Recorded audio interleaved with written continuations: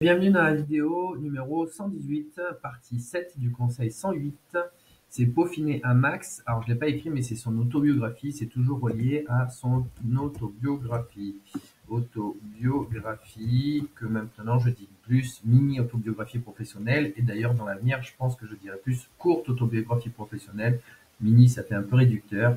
Courte, c'est court. Bref. Allez, dans cette vidéo, ce dont je vais te parler, il y a deux points importants de ce dont je vais te parler. Comment tu vas en fait améliorer au maximum ton autobiographie. Là, je suis en train de finaliser une autobiographie avec un partenaire, Thomas, dont je t'ai parlé dans les anciennes vidéos.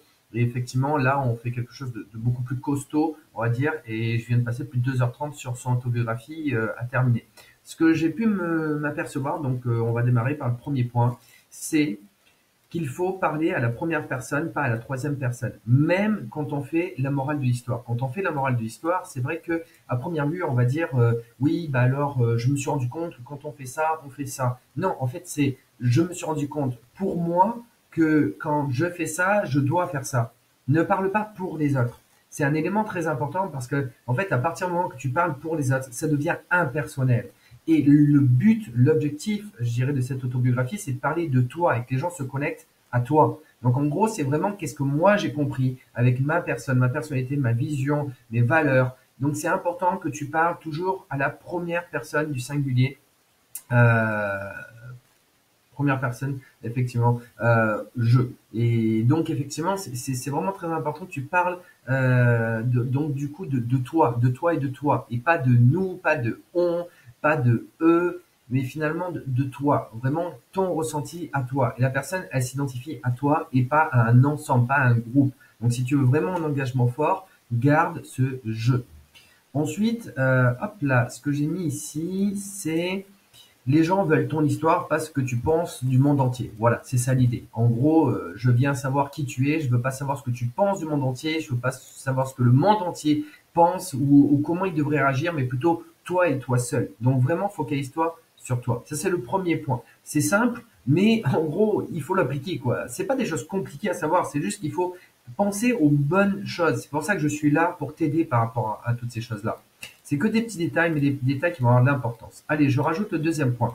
Même si on a encore des choses à dire, et ce sera toujours le cas, il faut accepter de stopper et d'avoir une courte autobiographie professionnelle déjà opérationnelle. En fait, une autobiographie, à première vue, on se dit toujours, il y a toujours plein de choses à dire. Mais oui, on aura toujours. Mais l'objectif n'est pas que tu rajoutes indéfiniment des informations et que tu ne finisses pas d'ailleurs dans le fond de ton autobiographie. Il faut que tu aies une base. C'est pour ça que je dis, allez, 5, 6 histoires, même 3, 4, c'est pas grave. Il faut que tu aies une base que tu puisses transmettre. Surtout, une chose très importante, c'est que tu comprennes en fait que quand tu vas la donner parce qu'elle va être opérationnelle, tu vas voir son intérêt. Et parce que tu vois son intérêt et que tu vois que en fait, les personnes, elles adorent, elles vont s'engager, et il va y avoir plus de taux de conversion, tu vas plus parler en fait d'eux, etc. Tout ce que j'expliquais dans la vidéo précédente, tu vas avoir son intérêt, son impact. Et donc à partir de là, ce sera beaucoup plus simple pour toi de finir les dernières histoires, les dernières choses, parce qu'en fait tu te diras c'est utile. Donc en fait, avoir une première autobiographie enfin une courte autobiographie professionnelle déjà opérationnelle, ça va te décupler ton élan pour terminer.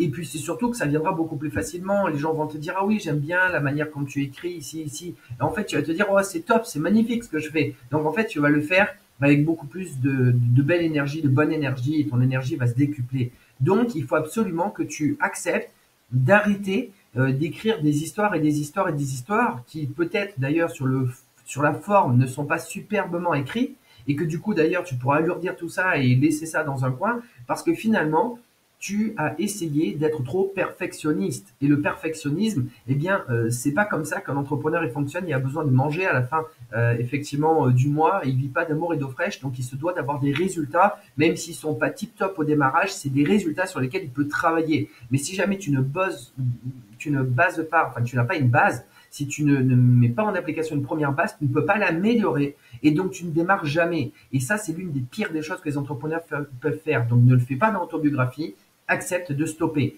Qu'est-ce que j'ai mis à la fin? Travailler avec le temps et si vous en avez envie, parce que ça se trouve, ben, vous arrêterez d'écrire de nouvelles choses, c'est pas la fin du monde, vous écrirez quelques années après, c'est pas grave, ça viendra quand ça viendra, mais déjà il faut que ce soit opérationnel. Voilà ce que je voulais te dire dans cette vidéo.